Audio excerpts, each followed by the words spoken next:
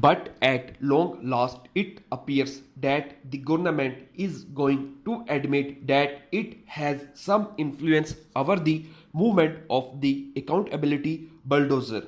The federal cabinet has acknowledged the reality, though not in so many words, that the Bureau's campaign is crippling the economy, hampering investment, and causing administrative inertia.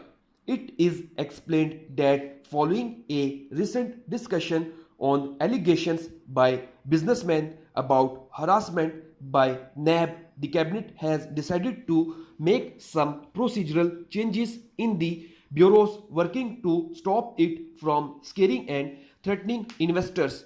The government has conceded that the business community is anxious because of the investigations launched by the Bureau into past contracts and deals between the government and private investors, local and foreign both.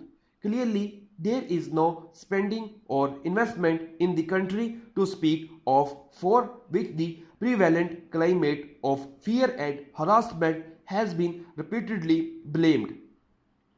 As the economy gasps for fresh air, the anti-corruption agency hogs the headlines with its feeds, mostly the sheer humiliation it heaps on opposition, politicians, or those businessmen and bureaucrats linked with them. It seems anyone even remotely connected with these decided villains risks a probe by NAB.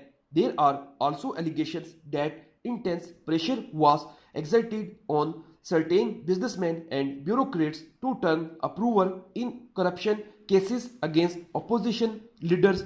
The frequency of these allegations has led to calls for restraint despite the large support for the anti-corruption drive in the country. The Bureau work in recent times has smacked of a selective campaign and political vendetta, jeopardizing the fairness of the entire accountability process. Steps such as the constitution of a debt commission comprising officials of the military intelligence agencies and NAB to investigate the projects and agreements that are believed to have led to the rapid accumulation of public debt since 2008 are being viewed suspiciously as a tool to be used against the government opponents. The government is yet to make public the details of the action it plans to implement in order to restrain NAB officials from harassing the business community and civil servant. Updated dictation के लिए मेरे channel को subscribe करें, like करें और मज़ीद आगे share करें।